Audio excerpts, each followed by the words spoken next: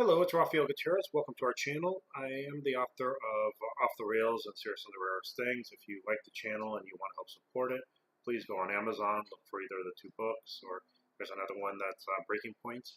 That will help me do a lot more research and usually get me to do more of these more regular. Today I'm actually going to talk about one of the arguments that I keep seeing in websites and Facebook pages and different videos. And that is the argument of the benefit of, when you punch, pulling back. Now, I don't care if it's boxing, karate, Krav Maga. One of the things I actually notice is if you actually look at it, there is a pullback in a lot of different things. For instance, in a lot of the Shurins, we actually talk about pulling up to the rib area here.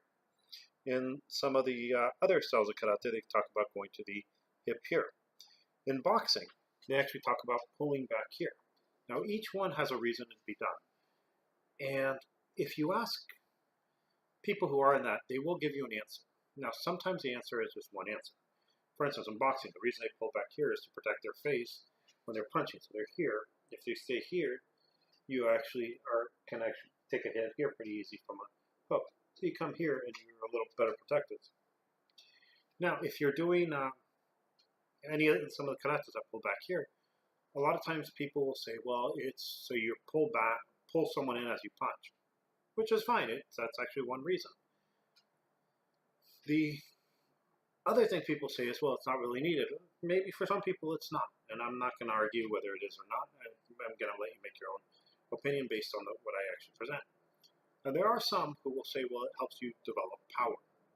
And usually when someone says it helps you develop power, everyone jumps on them and says, no, there's no evidence. And so what I decided to do is I went to PubMed. PubMed, if you haven't looked at it yet, you should. If you're a black belt in any martial art, or if you're actually teaching, you really have an obligation to your students to look at what research is being done and try to find, if you can find, what's actually happening that would provide more power, more speed, anything that you're actually looking at. Injury reports are actually great too. So, one of the things we notice is pulling back actually seems to be pretty common. It's just the opinion of why that people fall apart in. Well, when I did the PubMed research on pulling back in punches, I really couldn't find much that talked about the pulling back. Most things talked about the legs, hips, and coming out, the velocity of the punch, power. Some of the stuff was not really that good, but nothing. It didn't matter. Nothing was talking about pulling back. So I decided to look somewhere else. Now, my go-to is for why people do stuff is usually baseball, namely pitching, because of the power that it is actually developed in a pitch. Well, I decided this time to go a little different, and I looked at American football. Now, I was looking at the quarterbacks, especially in times when they threw farther than. She was looking at some of the farthest throws in the history of football. What you see with football is you see the quarterback get the football here, hand comes out, and when they throw, this hand comes to the chest. Some people will say, well, the hand just moves to the chest. And the truth is, if you actually think about it, if I move and I let my hand move, it doesn't move from here to here. It would move this way. Football players actually don't do that, I found out.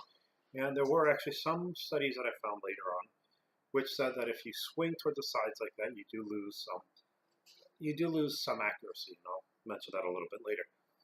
But the thing is, we did see it in football, and I went on football and I tried to find websites which were run or the people interviewed either taught at university or colleges, or I think I was able to find one person who had been professional. I can't remember who it was at the time. I'll let you find it if you want. But what I found is almost universally, everyone was telling QBs when they throw, especially hard, from here to the chest. Why they're coming out here, there were different reasons that people said. Some of them was to guard, to protect, which if you think about it, when we do, a lot of people, when they do blocks, they come here and they say guard. Well, I actually come in this way here, so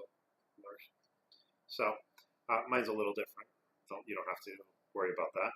But what we found is they were actually telling people to pull. It wasn't just let your arm go flaccid. Well, when I went to the PubMed, I could not find anything that looked at the hand that pulls back. Everything was looking at the legs or the hand that throws. And I'm actually have something else that's really interesting about that. So, as I didn't find anything, I figured, okay, go to my fallback. And that's baseball and that's pitching. If you watch professional pitchers, you'll notice that most of the ones who are fastball champions, meaning the ones that progressively almost always end up being be looked at as the best pitchers, the fastest ball pitchers, you'll notice that they come from here and come over here. Now again, I actually did talk to someone who said, oh no, the hand just falls in. This movement does not happen without the use of muscles.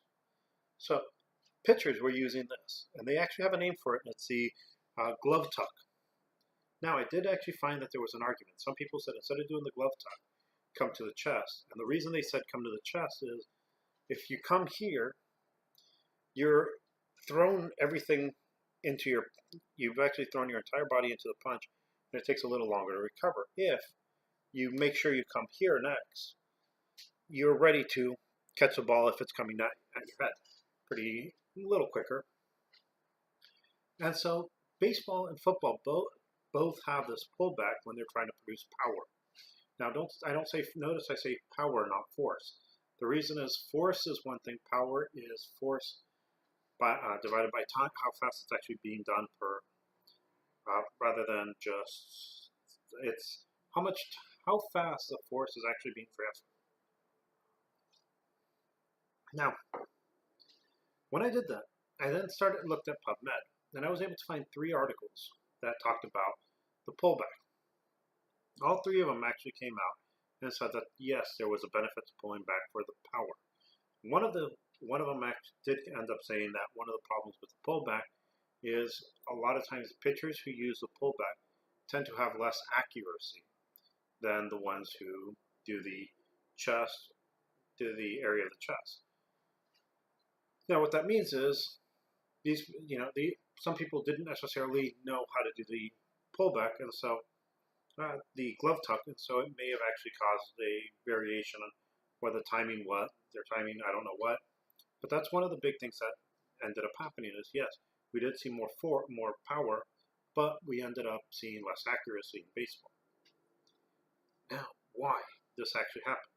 Well, one of the things they said I ended up finding is that by pulling back, it helps stabilize the fulcrum of the body as a machine. What I mean by that is, if we're throwing just with our body doesn't need to have anything. But if we're actually throwing a punch using our entire body, we actually have a pivot point, and pulling back helps stabilize the points of rotation, so you end up having more force going into the object rather than losing it because of a looser fulcrum. Think of the difference between having a seesaw or some sort of machine with seesaw which is fixed versus one that kind of moves on you. You're going to lose some force. What they were saying is it also had to do with the transfer of kinetic energy, not just it had the stabilization of the fulcrum actually increased the amount of kinetic energy transferred to whatever was thrown. Now, there were actually a lot of other things I ended up finding when I did this research. And one was looking at how and what is actually used when someone throws. And it was really interesting because here on the triceps, you have a nerve coming this way, which is called the radial nerve. And someone actually did a neuromuscular block on the radial nerve. And what he found was really interesting. It didn't affect the speed of the person's fastball. In essence, what he actually found is for power, the arm that's going out doesn't really mean too much. It's all you need is like that. All you need is to be loose, because the truth is, if you're actually using your arm, you're slowing down, and you're not adding to the transfer of kinetic energy. It was just something, like I said, that I found interesting. That yes, what they're saying is keeping your arm soft for the blocks, punches, may actually give you more kinetic energy to go into your opponent. Now, like I said, if you disagree with anything I said, please go on PubMed and on comments show me where what you disagree with is incorrect. Like I said, it's really if you actually want to argue with me, please make sure it's actually something. If you whatever you use, make it peer reviewed, because if not, you're just giving opinions that don't really mean anything to anyone. I want to thank you for your time. If there's any topics that you feel would be a benefit to have researched and presented to you guys, please put it on comments. If you like this and want to support the channel, please look at either Off the Rails or Cirrus and the Rarest Thing. And if you haven't and enjoyed it, please put a review on Amazon. Thank you and have a nice day.